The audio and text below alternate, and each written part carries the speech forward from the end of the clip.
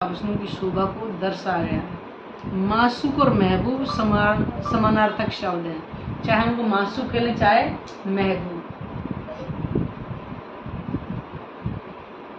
भूखन शब्दातीत के क्यों इत वर्णन होए, शोभा अरस स्वरूप कीत कबू ने बोले को।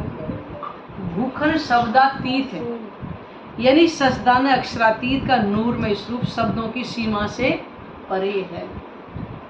उनके आभूषणों का वर्णन भला झूठे संसार में कैसे हो सकता है, और परमधाम में विराजमान श्री राज श्यामा जी की शोभा का वर्णन आज तक इस संसार में कोई नहीं कर सका कि शब्दातीत हैं, और शब्दों में लाकर के राज जी ने यहाँ वर्णन किया है। इस संसार में परमात्मा को निराकारी कहते थे, उनका आभूषणों का वर्णन कौन करता था। ये तो राज्य की बड़ी मेहर हुई, संसार में शब्दातीत यानी शब्दों में ला करके वर्णन किया गया। परमधाम में विराजमान राज श्यामा शोभा का वर्णन जगत में कोई भी नहीं कर सका। धर्म ग्रंथों में ऐसा नहीं था, लिखा तो बहुत पहले से था, लेकिन खोलने की कला नहीं थी। मान लो बड़ा बस लॉक करे, उसमें खूब हीरे जवाहरात भर करके दे दें, और चाबी हमें कुछ दे ही नहीं, तो हमें क्या पता है इसमें कौन से हीरे जवाहरात भरे हुए हैं। ऐसे ही धर्म ग्रंथों के अंदर वर्णन तो पहले ही था। ये लिखा हुआ है पुराण संहिता तथा महेश में जो युगल स्वरूप का वर्णन किया गया है, वह केवल ब्रह्म तथा उनकी स्वामिनी का ही है। यद्यपि वर्णन करते समय लक्ष्य अक्षरातीत का ही लिया गया था। वर्णन तो पहले था, लेकिन खोलने का किसी को अधिकार नहीं। वस्त्रों का और आभूषणों का वर्णन राज्य ने इस संसार में क्यों करवाया, देखा जाए तो बहुत बड़ी बात है। ब्रह्मात्माओं को पहले इस कारण का भी महाकारण है। अगर ब्रह्मात्मा इस संसार में ना आई होती तो ये वाणी भी ना आई होती, क्योंकि मोहम्मद साहब के अंदर जब अक्षर ब्रह्म की आत्मा आई थी तो सुनने वाले ही नहीं थे। जब उनको 90,000 शब्द का वर्णन हुआ था, मुक्ति 90,000 शब्द बताए थे कि 30,000 जाके शरीयत के मुस्लिम लोगों में वर्णन कर दो जा करके, और 30,000 कोई उनके लायक हो तो कर दो, और 30,000 तुम्हें भी करने का अख्तियार नहीं है। तो उस टाइम 30,000 मार्क उसके क्या नाम है सुनने वाले कोई नहीं थे। तो बताइए ये कहाँ से वाणी संपूर्ण जो 30,000 जो शब्द जो मोहम्मद साहब को कहने वो 30,000 शब्द अब ये हैं। तो बताइए 30,000 को सुनने वाले थे, 30,000 मार्फत के सुनने वाले कौन थे। अगर ब्रह्मात्मा संसार में ना आई होती तो ये वाणी भी ना आई होती, और ये वाणी ना आई होती तो आज भी दुनिया परमात्मा को निराकार कह देती। बताइए कितनी बड़ी बात। और यहाँ बैठ करके उन आभूषणों का भी हम यहाँ वर्णन सुन रहे हैं, और ध्यान के माध्यम से उनका अनुभव भी कर सकते। कितनी बड़ी बात है। राज जी ने बहुत कलाकारी से खेल बनाया हुआ है। पति का दिल करा कि ससुराल में जाके वो कहते हैं ना हंसी मजाक कर आए के पत्नी को लेने के बहाने से, अब अकेले तो जा नहीं सकते। ऐसा ही राज जी ने पहले ब्रह्मात्मा को उतारा, और फिर पहले कह दिया था कि तुम्हें जागृत करने के लिए मैं स्वयं आऊंगा। तो उनका ये मांग में शुरू स्वयं ही तो आए हुए।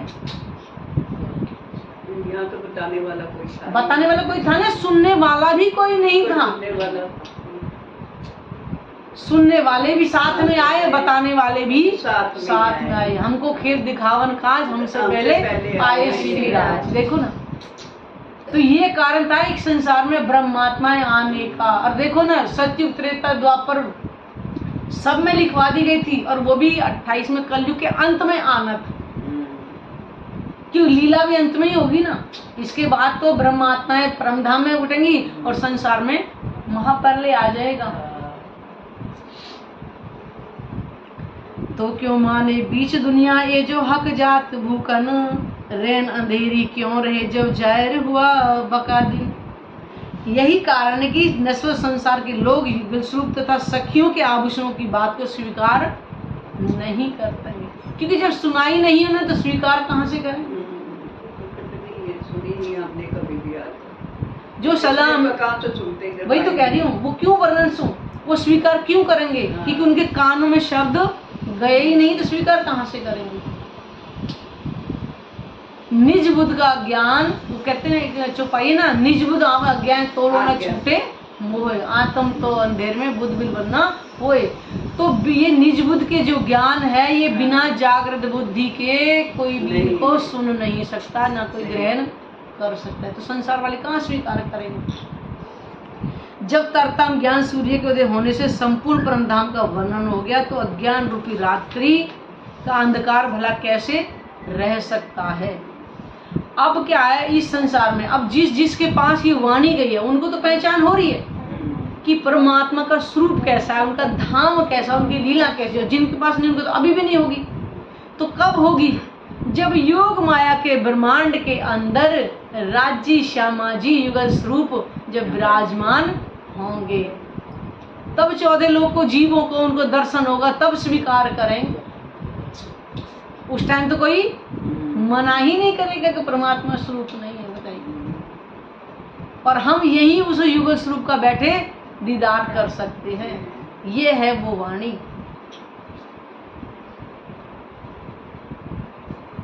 सही बात है। और जिसने कोई मिठाई ना खाई होगा भी अमृति करती है, उसका क्या मिठाई का स्वाद पता चलेगा, मीठा भी कुछ होता है।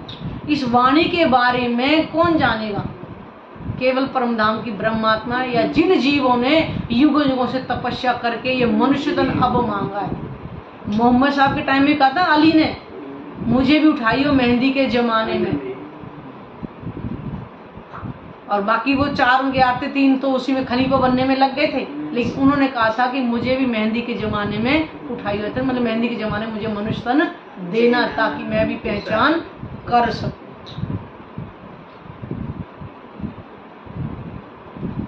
अनेक गुण नगीन में रूह दिल चाहिया, जब जिन जैसा दिल उपजे सो होत आगू से सब। अनेक गुण इनमें, यानी कि उनके जो आभूषण है उनके अंदर भी बहुत सारे गुण हैं। रूह दिल चाहिया, जब दिल की यानी रूह के दिल में जो देखने की इच्छा होती है उसे वही चीज नजर आती है। जिन जैसा दिल उपजे सो होत आगू से सब। जैसे इस संसार के आभूषण कैसे होते हैं, पहन लिया, उसको हाथ लगाओगे महसूस होगा, लेकिन परम धाम के अंदर जो राज्य श्यामा जी ब्रह्मात्माओं के तन है उनके आभूषण हाथ से लगने देखने पे पता नहीं लगता, वो इतने नरम हैं। बिल्कुल, कहते ना वह 4 चीज विशेषता है कि हर चीज वहाँ पे बहुत ज्यादा कोमल है, हर चीज में सुगंधी है, हर चीज में चेतनता, हर चीज में वहाँ प्रकाश। इस संसार में आभूषण को हाथ लगेंगे, मालूम यही है, देखो हाथ में लेंगे पता चलेगा, लेकिन वहां के हाथ लगाएंगे तो पता ही नहीं चलेगा, केवल उनकी शोभा नजर आती है। वो है परम धाम के आभूषण। और आभूषण भी कैसे, चेतन है। कहते हैं कि जब नृत्य करते हैं चौथी भौम की हवेली में, तो कहते हैं कि अगर एक घुंघरू बजाना चाहे तो एक ही नवरंगबाई को एक ही घुंघरू बजता है, बताइए। और जब सारा बजाना चाहे तो सारे बजते हैं। जितने दिल में छोटी वैसी बजते हैं। यहाँ आप चाहते पैर अगर रखोगे, जैसे होते हैं ना मोटे मोटे घुंघरू वाले पायल पहनते हैं, तो छम छम सारे बजते हैं। लेकिन परम धाम के अंदर वो कैसे हैं, एक बजेंगे तो एक दिल में एक घुंघरू बजाने की इच्छा तो एक ही बजेगा, और सारे बजाने की इच्छा करे तो सारे। पर 4 आभूषण दोनों चरणों में, झांझरी घुंघरी काबी और कड़ला, सबकी अपनी अपनी विशेषता है। कहते वो है परम धाम का नृत्य जो आभूषण पहने। जब राजी कहते हैं यहाँ पे वो पहनते हैं ना बाजू बंद, कह रहे जब वो चलते हैं तो उनकी जो किरणें हैं वो जो फुम्मक लटक रहे हैं। अब यहाँ पे भी कई बार आजकल लाइटें चल गई ना, उनकी भी रोशनी कैसे अलग लग जाती है, और वो तो परम धाम के नगों से जड़े हुए, उनकी रोशनी तो आकाश तक पहुंचती है। वो है आभूषण, परम धाम के आभूषण। जेती अरभाए रस में ताए मन चाहे सब होए, दिल चितवन भी पीछे करे आगे बनी आवे सोए।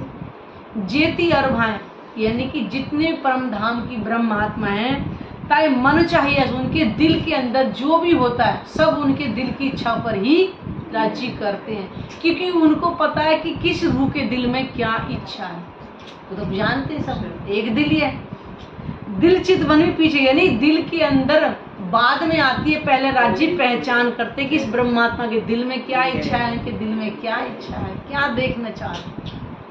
आगे बनी आपसे वो नहीं, पहले से ही वो चीज सामने दिखाई देने लगती है कि इच्छा मात्र, बाद में इच्छा होगी, पहले ही हो जाते। तो कितना लाड करते हैं, ये देखो।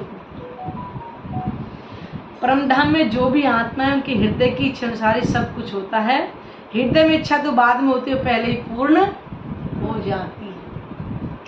इस संसार में 10 बार किसी कोई चीज कहेंगे तो जब एक बार में जाकर कहीं सुनाई देती है। राज जी इच्छा करने से पहले ही पूरी कर देते। कह रहे उस लाड़ को यहाँ याद करो कि वो कितना लाड़ करते हैं। परमधाम के अंदर के राज्य पे और कोई काम ही नहीं, बिना लाड़ करे बहुत कुछ देते हैं मुझे। हाँ, देवे रूहो लाड़ लज्जत, ये तो बिना मांगे देते, तो मांगा क्यों ना पावत। ये दुख का खेल सोचना साथ जी। वास्तव में राज जी ने परमधाम के प्रेम की उस क्या बोलते उसको, पहचान के लिए कि देखो ना, अब जैसे इस चौपाई से जेती इसकी मन चाहिए सब होए, कि परमधाम की ब्रह्मात्मा कि वहां रह के नहीं, तो यहाँ पे चले के राज्य हमारी इच्छा इतनी जल्दी पूरा करते हैं। अब तोल के देखो इस संसार के प्रेम में, परमधाम के प्रेम में कितना अंतर है। तो फिर क्या रहना चाहेंगे यहाँ पे? एकांत में बैठ करके हम विचार करें कि राज्य हमें कितना लाड़ करते हैं, बताइए। और राज्य को कहते हैं उसमें कोई काम ही नहीं और सिवाय अपनी ब्रह्मात्माओं को खुश करने के अलावा इतना लाड़ करते हैं। जैसा मीठा लगे मन को भूकन तैसा ही बोलत, गरम ठंडा सब अंग को चित चाहिए लगत। कह रहे कि जैसा मीठा लगे मन को भूकन तैसा ही बोलत, बताया ना कि रूह के दिल के अंदर जो इच्छा होती है आभूषण भी उसी अनुसार आवाज करते हैं। बताइए, क्योंकि वहां के आभूषण भी चेतन है। ब्रह्मधाम के अंदर एक रेत का कण भी चेतन है, इसी कारण आभूषण भी चेतन है। जिस तन पर धारण करे वो तन भी तो चेतन ही है, तो उसकी हर चीज वहाँ चेतन है। गरम ठंडा सब अंग को, अब यहाँ से गर्म हाथ को लगाओ तो गर्म ही लगेगा, ठंडा लगे ठंडा, लेकिन वहाँ कहते हैं मन के अनुसार भले ही वो गर्म है, लेकिन दिल में जाए हाथ में ठंडा लगे तो ठंडा ही महसूस होगा, क्योंकि वो है मन वेगी परमधाम। तुम्हारी मन की इच्छा के अनुसार ही वहाँ सब कुछ होता है। चित्त चाहिए लगत, जो आपके दिल के अंदर चित्त में जो इच्छा होगी वही हमको महसूस होता है। एक पल में चाहे परमधाम पूरे संपूर्ण परमधाम को घूम के आ जाए तो एक पल में घूम करके आ जाएगी, क्योंकि वहां के तन कैसे है, नूरी, वहां उनको सवारी की तो आवश्यकता ही ऐसी नहीं है। एक पल में दिल में इच्छा हुई, घोड़े पर वाले आगे उड़ा के लेके परमधाम से परम। यहाँ इंतजार करो, गाड़ी के जाना है, बुक करो, ओला करो, ये करो, वहां देखो ना परमधाम की। वही कह रही हूँ, अब देखा जाए ये भी ऑटोमेटिक से ही हो गया, खड़े करे जहाँ तुम्हारे लेने आ जाएगी। देखो बहुत बड़ी बात है, राज्य ने पूरी इस समय नकल उतारी हुई है। ऊबर भी तो वही होगी, आपको जहाँ हो वही लेने आ जाएगी ना। वो भी तो पहले क्यों नहीं था सब चीजें, अभी क्यों है? राज्य ने तोल करके देखो परमधाम की चीजों, यहाँ पे देखो तुम बुक कर रहे हो, तुम्हें वही लेने आते हैं। वहां तुम्हारे मन में जो इच्छा होती है तुरंत वही पूरी हो जाती है। वो है राज्य का लाड़, क्योंकि सुखपाल के दिल में, सुखपाल भी तो राज्य का ही स्वरूप है एक तरह से परमधाम के अंदर, है ना। चाहे वो घोड़े हैं, चाहे जो भी वहाँ के पशु पक्षी हैं, वो राज्य का ही तो स्वरूप है। उनके मंदिर आए, मेरे उनके दिल में ये इच्छा हो रही है, फट से पहले आग से हुई, वो है परमधाम के स्वरूप। हक वर्णन करत हो कहूँ नया किया सिंगार, ये शब्द पहुँचे नहीं आवत ने माहे सुमार। हक वर्णन करतों को नया किया श्रृंगार, यानी धाम धनी के श्रृंगार का वन यदि मैं कहती हूँ तो राज्य ने नया श्रृंगार धारण किया है। वो परमधाम में शब्द पहुँच ही नहीं सकते, क्योंकि वहाँ नया पुराना तो होता ही नहीं। वहां तो इच्छा मात्र पर ही निर्भर है सिर्फ। आपके दिल में जो श्रृंगार देखने की इच्छा होगी वही बन जाता है। तो नया पुराना तो वहां होता ही नहीं। नया पुराना इस संसार में कि अब ये कान के पुराने हो गए, अब तुड़वा के दोबारा बनवा दो, वहां तो ऐसा है ही नहीं। आपके दिल में जो इच्छा देखनी होगी उस रूप को वही नजर आता है, क्योंकि वहां तो इच्छा मात्र है सब कुछ। प्रियतम की शोभा तो इतनी अनंत है कि उसे शब्दातीत कहना पड़ता है शब्दों में। अब यहाँ पे अगर शब्द में बांध के नहीं बताएंगे तो समझ में कैसे आएगा, इसलिए राज जी ने हर चीज को यहाँ शब्दों में लाकर वर्णन किया। नहीं तो परम धाम तो बेशुमार है। अनंत की शोभा कभी तो शब्दों की परिधि में नहीं बांधा जा सकता। यदि धाम धनी की शोभा को किसी सीमा में बांधा जाए तो यह कहा जा सकता है कि श्रृंगार पहले वाले की अपेक्षा नया है और कुछ विशेष है। वहाँ ऐसा है ही नहीं। वहाँ तो कहते हैं कि श्रृंगार बढ़ते बढ़ते बढ़ते उसकी सुंदरता बढ़ती ही जाती है पल पल। तभी तो कहते हैं कि अगर श्रृंगार ठहरे तो उसका वर्णन करे क्या, एक पल में, अभी एक पल में बदलता ही है।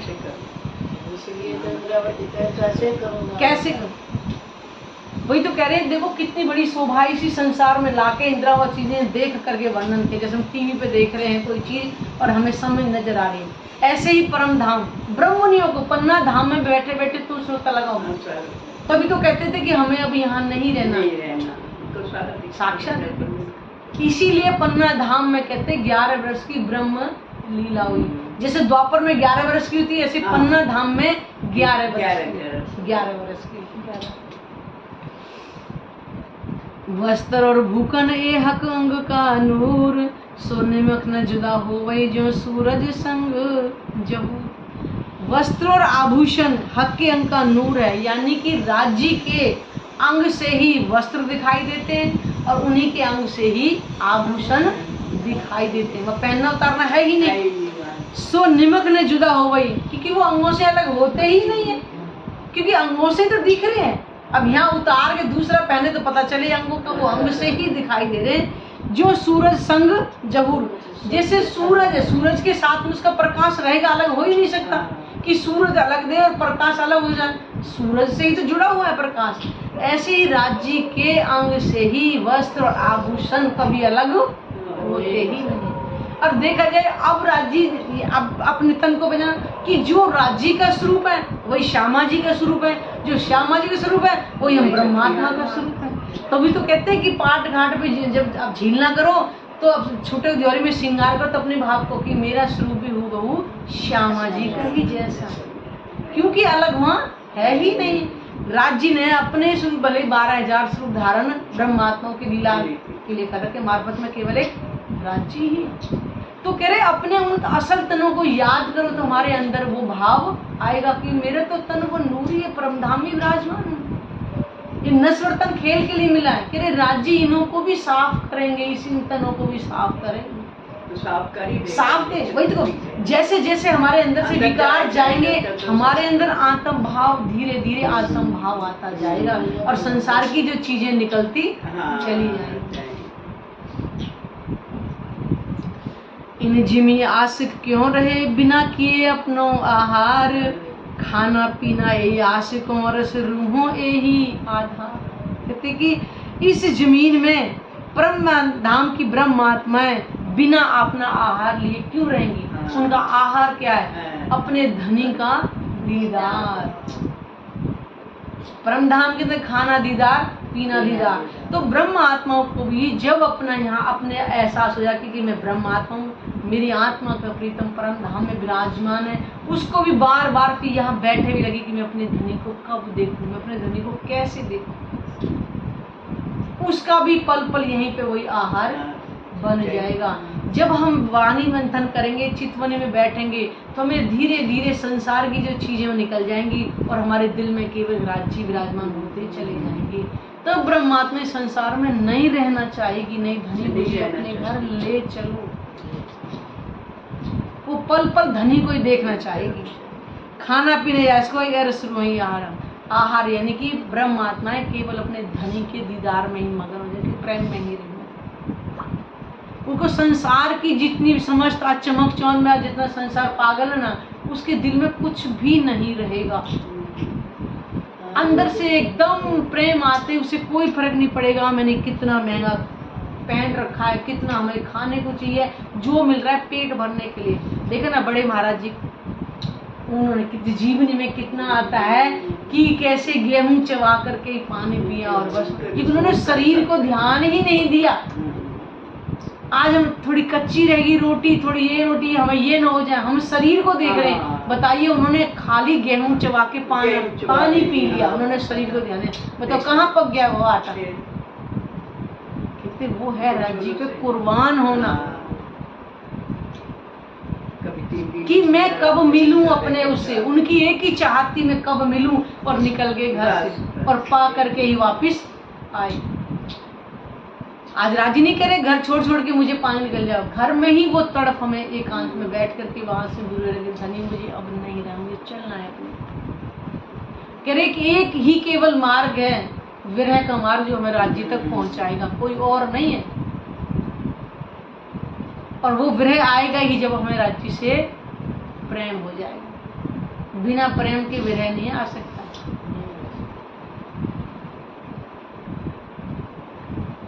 सोई कलंगी सोई दुगदुगी शोभे पाग ऊपर, कहे कहे मुख एता कहे जोत भरी जिमी अंबर। सोई कलंगी सोई दुगदुगी, राजी ने जो अपनी पाग पहन रखी है उसके ऊपर क्या है, दुगदुगी, और दुगदुगी में वो कलंगी ऊपर जो दिखाई देती है, उसमें देखते ना कि बंगला दरबार में कितनी सुंदर लगती है ना। शोभे पाग ऊपर, यानी कि पाग के ऊपर वो लगी हुई है। कहे कहे मुगेता कहे जोत भरी जिबिंबर, यानी कि उनके जो पाग से, दुगदुगी से, कलंगी से जो किरणें जो निकल रही हैं वो कहाँ, अंबर यानी आकाश तक निकल रही है। पाग में से अपनी सिंदूरिया रंग की निकल रही हैं, दुगदुगी में जो नग अलग अलग हैं उनमें अलग अलग नूरी की किरणें निकल रही हैं, कलंगी के अंदर अलग निकल रही हैं। कि ये वो देखो, वो बैठ करके अपने एकांत में बैठ कर शोभा को तो याद करना है और क्या करना। सुंदर साथ जी, राज जी ने हमें ये स्वर्णिम अवसर अब दिया है। देखो वाणी पहले से भी थी, पढ़ते भी थे, लेकिन दिल नहीं लग रहा था वाणी के अंदर। अब हमें वाणी से राज जी ने वो दे दिया रस। बिल्कुल ये रस ही तो लग जाएगा। अब जो दारू पीने वाले को यहाँ पे कितना ही तुम उसको शरबत पिलाओ नहीं चलेगा जब तक वो दारू उसको ना मिल जाएगी, तसल्ली नहीं आएगी। क्यों? उसकी खुराक ही दारू बन चुकी है। हमारा क्या है खुराक? राज्य का दीदार। कहाँ चैन आएगा जब राज्य की शोभा श्रृंगार में डूबे रहेंगे, एकांत में बैठ गए। मैं कहती हूँ अब तो इतना आसान लग रहा है कि कोई भी चीज 10 मिनट बैठे ना तो भी आंख बंद करके फालतू चीजों को इधर उधर के घर में ना लगा करके दिमाग केवल राज्य के उसमें बैठे। राज्य चलो ना, राज्य में मुझे झील ना करना ना, बातें भी करो राज्य से, यही बातें करते रहोगे। क्योंकि ये हमारी क्या है पहली क्लास, जैसे ABCD बच्चे को पढ़ाते रहते हैं और बच्चे घूम घूम के घरों में भी जब पढ़े, ऐसा ही राज्य ने चलते फिरते भी राज्य से, क्योंकि हमें अपना चित्त पूरी तरह राज्य में ही लगाए रखना। मन ही तो इधर उधर भागता है इधर उधर चीजों में, और मन भागते भागते उधेड़ में इतना लग जाता है, उसको उलझते उलझते पता नहीं कहाँ कहाँ उलझ जाता है। वो मन को हमें बजाय भागने के हमें राज्य की तरफ लगाना। और धीरे धीरे एक ऐसा समय आएगा कि वो मन भी भागना बंद हो जाएगा, वो भी राज्य के चरणों में ही लगेगा। कब तक भागेगा? मन भी राज्य जब लग जाएगा तो वो भी संसार की चीजों से अलग हो। कई विध के सुख जोत में और कई सुख सुंदरता, कई सुख तरह सलूखियां सिबत पहुंचे न हक बका। कलंगी दुगदुगी की शोभा सुंदरता था, ज्योति में आत्माओं के अनंत सुख छिपे हुए हैं। जब कहते हैं ना कि जब राजीव जब पाग ऐसे बांधते लपेटते तो आधा फूल बनता है, दूसरा लपेटने से पूरा फूल बन जाता है। और जिस रूह के दिल में जो रंग जो शोभा देखने की इच्छा होती है वही बनती चली जाती है। इसलिए ब्रह्मात्माओं के अनंत सुख छिपे हुए हैं। कामधनी की इस अखंड शोभा के विषय में यहाँ के शब्दों से की गई महिमा परम धाम तक नहीं पहुँचती है, अर्थात यहाँ के शब्दों से उस शोभा का वर्णन नहीं हो पाता। उसको केवल हम जब बैठ करके एकांत में बैठ करके उस शोभा को बार बार देखेंगे, क्योंकि शब्दों में जो चीज है वो हमारे दिल तक नहीं पहुंचती, लेकिन जब एकाग्र मन चित्त से जब हम सोचेंगे तो हमारे दिल में वो बस जाती है।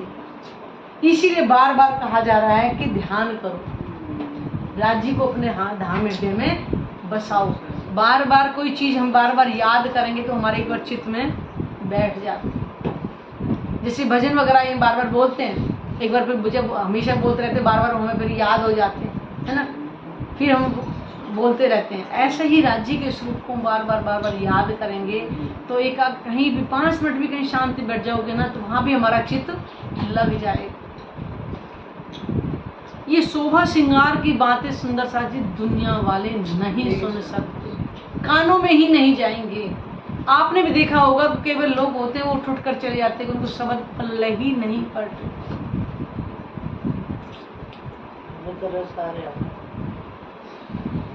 हम भी शुरू में ढोलक पिटती थी, खूब रस आता था, लेकिन वाणी जहाँ शुरू हुई वहीं नींद आ जाती थी। क्यों?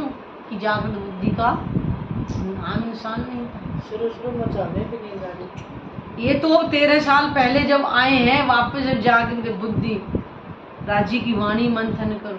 ऐसे लगता था शुरू में फरीदाबाद में शुरू करी थी, 10 मिनट लगते, पता नहीं सदियां होगी बैठे बैठे, क्योंकि 1.5 साल में अकेली रहती, बच्चे तो यहाँ आके पढ़ने के लिए। तो मैंने कहा चलो वाणी पढ़ लेती हूँ, 5-7 पेज पढ़े तो ऐसे लगते पता नहीं कितना समय हो गया। क्यों? वाणी में रस नहीं आ रहा था उस समय। तो राज्य ने कारण बनाया, लाए, सुंदर सा से मिलाया कि वाणी मंथन करो, और बार बार हर महीने गोष्ठी में सुनो वाणी मंथन को, चित्तवनी करो। बार बार सुने, कुछ ना कुछ तो है इसमें, लगे तो पता चला खजाना है। मोतिन की जोत क्यों कौन जुबा के बल, सो वाले 2 श्रवणवती सुंदर निर्मल। श्री राजी के दोनों कानों में दोनों वाले आए हुए हैं, जिनमें अति सुंदर स्वच्छ मोती जगमगाते शोभा ले रहे हैं। कितनी लाल रंग का मोती है, जो हिलता है तो गालों पे भी करे उसकी झाइयां पड़ रही है। राज्य का स्वरूप तो वैसे ही इतना सुंदर है, और उसमें भी झाई पड़े लाल रंग की मोती। वही बेसर का जो मोती है, वही कहते हैं, वैसे सफेद बताते हैं बेसर में जो मोती है, लेकिन अधरों यानी होठों को छू करके वो भी लाल हो जाता है। वो होठ कितने सुंदर होंगे फिर, जो मोती भी लाल हो जाए अधरों को छू। शोभा ले 2 श्रवणवती सुंदर निर्मल, यानी कि दोनों कानों के अंदर वो बाले जो है उनकी सुंदर शोभा को लिए। कितने सुंदर वो वाले हैं, जो वर्णन होता है वो बल दे करके जैसे बनाए जाते हैं ना, कि 2 चीजों को ऐसे, और उसमें फिर यहाँ पे कानों में मोती लटक, मोती जोत अचरज और अति उत्तम दो लाल, जोरू देखे नयन भर तो अलबत बदले हाल। कह रहे अलबत का मतलब बदलेगा ही बदलेगा। इन मोतियों की ज्योति तो आश्चर्य में डालने वाली है। इन बालों में 2 अति उत्तम शोभा वाले लाल मानिक भी जड़े हुए लाल।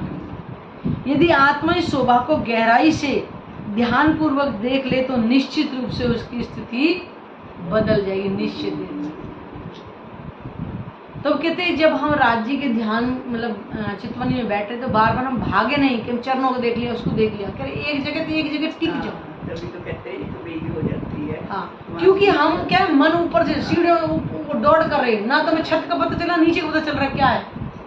धीरे धीरे हम एक उसमें बैठ जाएं, जैसे हम अभी बोले ना, आवजी वाला मारे गिर, है ना, प्रथम लागू 2 चरण को। तो प्रथम लागू 2 चरण को जो हम क्या करते, जब वो नाम आता है ना, तो राज्य के सिंहासन जो चरण कमल है हथेली उनके नीचे, तो हमको अनुभव करें, बस जो शब्द कहे जा रहे हैं उसको हमें अनुभव करें। फिर इतना रस आता है, हम बस बोल के उसको निकालें, जो बोल रहे हैं उसी पे हमारी सुरता टिकनी चाहिए। कह रहे वो है सुख। तो सुंदरता शोभा चरणों की, तो चरणों के ही उसका ध्यान करेगा धीरे धीरे। राज्य चाहेंगे पूर्ण स्वरूप का दीदार करना, वो उनकी मेहर पर डिपेंड करता है, या हमारे वजूद जब उस लायक बन जाए तो। लेकिन उस रस को हम ले तो सकते हैं ना, अभी वाणी के माध्यम से ले सकते हैं, चितवनी के माध्यम से ले सकते हैं। धीरे धीरे हमारे अंदर बसेगा तो राज्य की बहर करेंगे। इसमें भावार्थ लिखा, नयन भर कर देखना एक मुहावरा है जिसका अर्थ होता है ध्यान से देखना, गहराई से देखना। वही है ना कि एकाग्र मन लगा करके अगर चरणों की, अगर हमें गहराई से देखना तो चरणों का ही हमें धीरे धीरे धीरे चरणों का ही हमें ध्यान करना। कहे जुहा जोत आकाश लो जोते शोभा के ही करोर, सो बल न सके जुआ बेवरायन अकल के जो। यद्यपि इनकी शोभा के विषय में इतना कहा जा सकता है कि इनकी ज्योति आकाश तक फैली हुई है। कितने नखों का भी वर्णन आता है ना कि नूर की चौकी में जो नख, उनके जो चरण विराजे, उनकी नखों का जो नूर है वो भी 9 भम 10वीं आकाशी को चीर करके आकाश तक जाता है। बताओ। किंतु वास्तवता यह है कि इस ज्योति में करोड़ों प्रकार की ऐसी अद्वितीय शोभा छिपी हुई है जिसका यहाँ की बुद्धि से वर्णन कर पाने में समर्थ नहीं है। वो सुंदर स्वरूप है राज्य का, और वो हम वर्णन खाली बार बार सुनने में और सुनाने में ही नहीं लेके करें, उसको हम अपने प्रैक्टिकल में ले करके आए, उसको हम बैठे संसार के कार्य में इतना चित्त न लगे। वो कह रहे तुम रही को राज्य ने कितना आसान कर दिया संसार में। जैसे मैं देखती हूँ लोग इतनी जल्दी उठ के पूजा पाठ में, मैं कहते 6 बजे लोग मंदिर होके आ जाते हैं, नहाना धोना भी करते हैं, घर का भी करते होंगे। लेकिन हमें राज्य ने क्या कहा, उठे मुंह धो करके बस मुझे याद है, इतना आसान कर दिया। क्योंकि वो कह रहे हैं पाक न होइए इन पानी, चाहिए रस का जल, नहाइए हक के जमाल में तम हुई निर्मल। हमें क्या निर्मल करना है, अपना दिल निर्मल करना है, और हाथ मुंह धो करके और अपना बैठ जाइए। इतना आसान राज्य ने कर दिया, कर्मकांड से हटा दिया है। हम उसी में अपना समय लगाए जा रहे थे कि बस हाथ मुंह धुलो और मुझे याद करो, बैठ के पानी पी के अपना हाथ मुंह धुलने इसलिए कि हमारा आलस है वो उतर जाए, और पानी पी के थोड़ा मन के अंदर हमारे संतुष्टि आ जाए, ठंडक आ जाए, हमारे मन की जो विचार है जो इधर उधर हिलते हैं वो अपना शांत हो जाए। उसके लिए राज्य है, इतना आसान है राज्य को पाना। ए तो मोती लाल कुंदन वाहिदत खावंद श्रवण, आकाश जिमी भरे जोत सो, तो क्यों अचरज कहा, तो कहा अचरज है इन। यदि यह कहा जाए कि धाम धनी के कानों में जो सोने के बाले आए हैं उनमें जड़े हुए मोती और लाल की ज्योति से संपूर्ण धरती आकाश भर गए हैं, तो इसमें कोई आश्चर्य की बात नहीं। वो तन कैसा है, उस तन से ही तो पूरा परम धाम विद्यमान है, उससे ही पूरे परम धाम के 25 पक्ष विद्यमान है। एक एक रेत का कण भी वो राज्य के नूर से ही विराजमान है। चोली अंग सो लग रही जो अंग नूर जहूर, ए लज्ज दिल तो आवे जो होवे अरस जहूर। जामे की चोली धाम धनी के शरीर से इस प्रकार सटी हुई जैसे वे उनके अंगों के नूर से। इसका रसास्वादन तो हृदय में तभी हो सकता है जब परमधाम की चितवनी में डूबा जाए। कि उनके जामे की चोली का वर्णन है कि ऐसे टाइट फिट है, जैसे यहाँ पे लोग जाते हैं ना कई बार, जैसे टेलर के पास जाएंगे, लूज है तो उसको टाइट कर दे, फिट कर दे, लेकिन वो तो अंगों से ही दिखाई दे रही है। यहाँ तक उनकी चोली बिल्कुल फिट है और यहाँ से वो घेरा वो राज्य जब चलते होंगे तो कैसे हिलते हैं। कि उस शोभा में डूबना है बस, हम और कुछ नहीं करना है।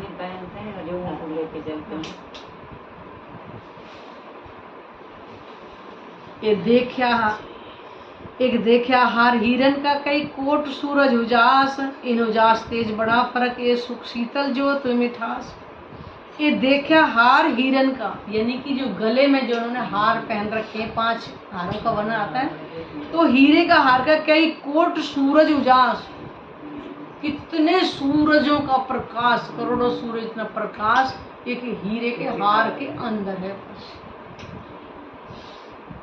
इन उजास तेज बड़ा फर्क है, सुख शीतल ज्योत मिठास।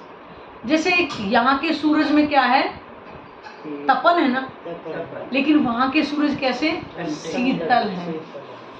तो उस कहते हैं उस जो तेज है राज्य के हीरे के हार में, कह रहे उसको इतना शीतलता है उसके अंदर, और है कितना करोड़ सूर्य इतना प्रकाश, लेकिन वो हमें सुख देने वाला है।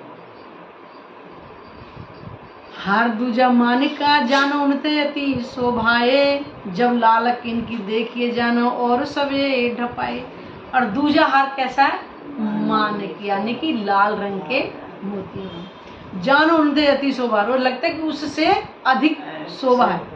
जब लालक इनकी देखिए जानो और सबे ढपा, जब उसकी लालक को देखते हैं तो और सब ढप जाता है, यानी कि तेज। वैसे परम धाम के अंदर ऐसा नहीं है, लेकिन वर्णन किया है, मतलब हारों की शोभा का वर्णन करने के लिए भी तो ये समझना पड़ेगा, समझाने के लिए तो करे। तीसरा हार अंग देखिए अति उज्जवल ज्योत मोतिन, जानो सबते ऊपर यही है रोशन। और तीसरा हार किसका है, उज्जवल मोतियों का, जानो सबते ऊपर। और तीसरे हार किस लगता है, ये सबसे ही ऊपर है, यही है रोशन, यानी इसकी रोशनी सबसे ऊपर है। जब हार चौथा देखिए जानो नीलम अति उजास, जानो केसर सवंते एद खुशहाली खास। और फिर जो चौथा हार देखते हैं तो नीलम यानी नीले रंग के उसके अंदर लगे हैं नग, तो लगता है कि जो चौथा हार है नीलम का, ये सबसे ही सरस यानी सबसे ही ऊपर इसकी सुंदरता है, ये देत खुशहाली खास, ये सबसे जो अच्छा हमें सुख दे रहा है। हार लसनिया पांचवा कछुए सुख शोभा, और जानो जोत जिमी आकाश में भराए रही सब ठो। और पांचवा हार कैसा है, लसनिया यानी कि लहसुन के रंग की उसकी कलियां होती हैं, इस टाइप का। पांचवा कछुए सुख शोभा, और इसकी शोभा कुछ और ही दिखाई दे रही है। जानो जोत जिमी आकाश में, और इसकी जोत कहाँ तक जा रही है, आकाश तक भराए रही सब ठोर, यानी कि ऐसे पूरे आकाश में उसी के रंग की जो ज्योति फैल रही है। जब नग देखूं नील भी जानो यही सुख सागर, ज्योत मीठी रंग सुंदर जानो के सब ऊपर। जब नग देखूं नीलमी, और जब नीलमी के रंगों की ज्योत को देखती हूँ तो उसका सागर का सागर मुझे दिखाई देता है। यहाँ पे कोई चीज एक नग का इतना से दिखाएगा, लेकिन वहाँ एक ही नग सागरों के रूप में दिखाई दे रहा है। ज्योत मीठी रंग सुंदर जानो के सब ऊपर, लगता है कि इसकी ज्योति बहुत ही मीठी और सबसे ही अधिक है। हारों बीच जो दुगदुगी माहे नव रतन, नव ज्योत नव रंग की जानो सब ऊपरे भूपन। और हार जैसे हमारे हार है उसके बीच में लॉकेट होता है ना, पेंडेंट बोलते हैं, वो हर हार के बीच में दुगदुगी लटक रही है, उसके अंदर माहे नव रतन, उसमें 9 प्रकार के रंग के जो है मोती लगे होते हैं। नव ज्योत नव रंग की, और 9 रंगों की ज्योति उससे निकलती है, हर ज्योति आकाश तक पहुंच रही है। जानो सबसे ऊपर, और लगते कि इनके जो भूखे हैं ये सबसे ही ऊपर है, यानी कि सबकी शोभा एक से एक चढ़ती नजर आ रही। ये ज्योत सब जुदी जुदी देखिए माहे आसमान, सब ज्योत ज्योत सो लड़त है कोई सके न काहू भान। कहते हैं सबकी ज्योति अलग अलग है और आसमान तक पहुंच रही है, लेकिन कोई किसी को ढांप नहीं रही है कि एक नग इसको ढांप ले, नहीं, सब के नगों की ज्योति जो है ऊपर तक अलग अलग पहुंच रही है। गीतों को बुलाओ, टाइम हो गया। भूकन स्वामी ने देखिए जो देखा चाहे जंग, पहले देखिए आकाश को तो जुद करे जंग सोनग। हे साजी, भूकन स्वामी देखिए, एक आभूषण के आमने सामने देखिए जो जोत देखा चाहे नग, सबकी जो है जैसे आपस में नग जो है जंग करते हुए नजर आते हैं। पहले देखिए आकाश को, पहले आकाश के देखो, हाँ यहाँ देखो, फिर आकाश को देखिए जो युद्ध करे जगह, आपस में ऐसे लग रहा है कि नग आपस में युद्ध कर रहे हैं। जो कभी पहले हार देखिए तो वही नजर भरे जोत, या बिन कछु ने देखिए सब में यही युद्ध। जो कभी पहले हार, जिस पहले मतलब जैसे हार को देख लिया तो उसकी ही ज्योति हमें वहां पर आकाश में दिखाई देती है। याबिन कछु ने देखिए सब में ईद, उसके अलावा कुछ और दिखाई नहीं दे रहा। यानी कि वहाँ के नगों की जो जोत है वो इतनी तेज है, इस संसार की तरह नहीं है कि आज हमने पहना, आज थोड़ी चमक हो रही, थोड़ी देर पीछे पता चले वो चमक खत्म हो गई। लेकिन वो परम धाम के नग हैं, क्योंकि वो नग भी तो राज्य के ही अंग के नूर से बने हुए। नेक कहूँ बाजू बंद की जोत ने जामे सुमार, तो जो नग बाजू बंद के सो क्यों आवे माहे सुमार। नेक कहूँ बाजू बंद की, महामद जी कह रहे कि बाजू बंद की जो है थोड़ी सी तुम्हें भी बता रही हूँ। जोत ने जामे एक सुमार, उनकी ज्योति भी बेसुमार है। तो जो नग बाजूबंद के, जो बाजूबंद में जो नग जगह हैं सो क्यों आवे माए सुमार, उनकी शोभा सुंदरता सुमार में कैसे आ गई, क्योंकि वहाँ के नग चाहे वो किसी में भी जड़े हैं उनकी सबकी शोभा बेसुमार ही होगी, कोई किसी से कम ज्यादा नहीं होगी। वो कहते हैं यहाँ के जो यहाँ पे पहनते हैं क्या नाम है कड़ा और पौंची पहनते हैं, उसमें जो नग है उनकी ज्योति भी इतनी है, बाजूबंद में लगे उसकी भी ज्योति उतनी है, दुग में लगे उसकी भी ज्योति इतनी है, कोई किसी से कम ज्यादा वहाँ है ही नहीं। नगपटली 10 रंग की माई कई विध के नकस, एसलो की बेल बूटियां एक दूजी पे सर। दोनों बाजूबंदों के नगों में 10-10 रंग की यहाँ पट्टेलें आई हुई हैं, उनके अंदर जो नग जगे हुए हैं इनमें अनेक प्रकार की चित्रकारी है। इसमें बनी हुई बेल और बूटियों की सुंदरता एक दूसरे से अधिक लगती है, यानी कि देखने में लग रहा है लेकिन वहाँ कभी कम ज्यादा नहीं है।